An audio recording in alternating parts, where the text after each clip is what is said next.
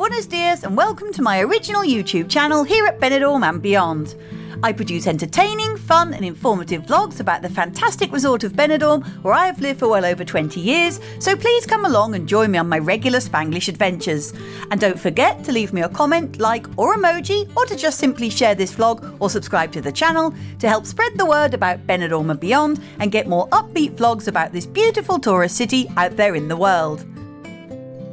Today's vlog comes in the form of a latest news update, and this bulletin brings you a trio of news items about all things Benidorm that have happened here in the past week or so.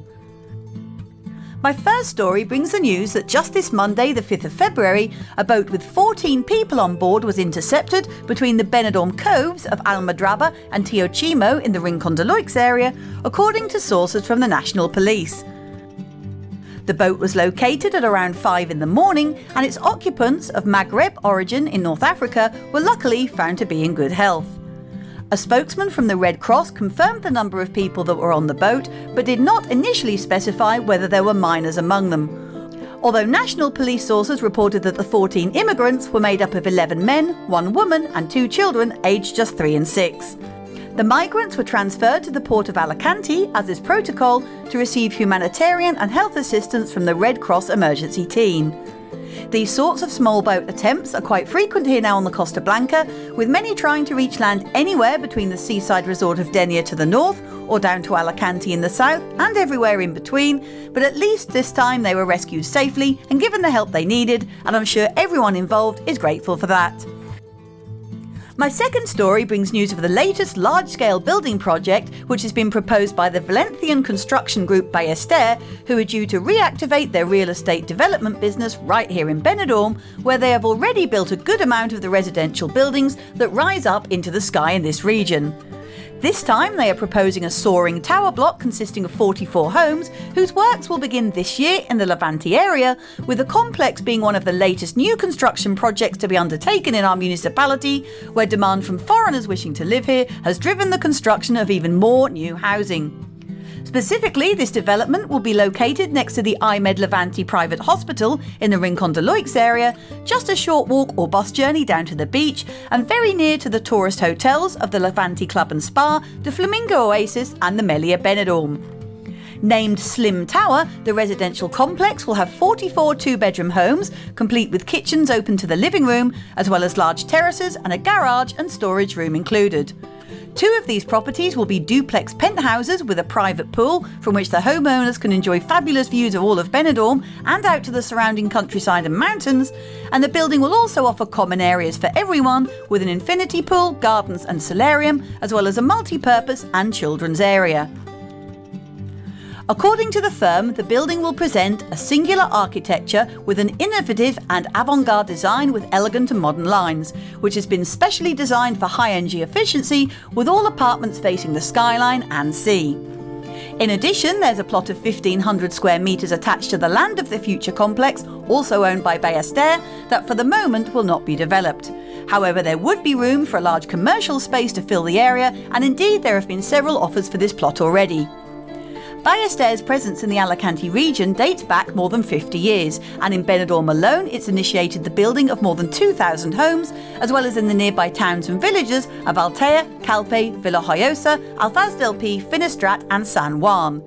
The company has also taken on non-residential projects too, such as constructing parking spaces, offices and commercial areas, as well as developing its tourism sector, the SH or Singular Hotels brand, which has ambitious expansion plans this year, including the opening of 3 new properties in the Valencian community region and what will be its first block of tourist apartments. My third and final story stays on the subject of property, with the news that Benidorm City Council have installed an anemometer on the roof of the Entempo building, the tallest skyscraper in the city, which is located in La Cala, with the aim of finding out the feasibility of building self-sufficient buildings in terms of energy. It's not the first device to be installed to this end, although it is the one positioned at the highest altitude, exceeding just over 200 metres above the sea. In the study's first conclusions, it's considered that this type of building could be feasible in the city. The device is used to measure wind speed and is the third one that's been installed in the resort, with each one being placed at different heights in the Poniente area. The first of them was located almost at ground level, with another posted on the roof of a building, and this third one located at the top of the iconic in-tempo skyscraper. The installation of the device will help a study that's been carried out jointly between the University of Alicante, TM Real Estate Group and the Benidorm Town Hall to find out the possibilities of building energy self-sufficient properties.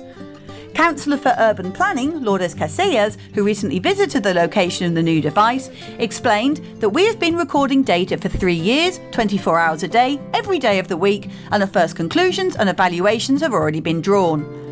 Benjamin Torres from the Department of Civil Engineering of the UA added that with the data we've already had from previous measurements, we can conclude that it is feasible to build a self-sufficient building in terms of energy here in Benidorm. He added, the wind usually blows parallel to the coastline or perpendicular to that line, meaning that there's a lot of difference in wind speeds depending on whether it's measured at sea level or at altitude. For example, if the wind is blowing on the ground at a speed of 40 km per hour, on the in-tempo roof it could be blowing at some 90 km per hour. The higher the height, the greater the difference in speed there is.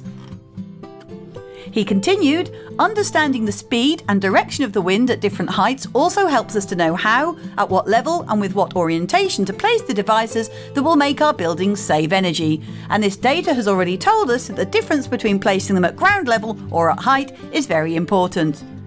This story concludes today's news bulletin update, and I hope that you've enjoyed listening to it along with me.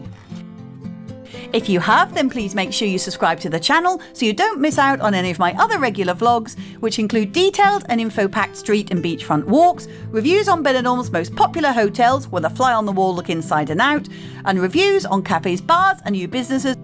as well as lots more updates, news and information bulletins. I'll see you out and about next time, and thanks so much for watching as always. Bye for now, adios, and hopefully catch you all again soon. Cheers!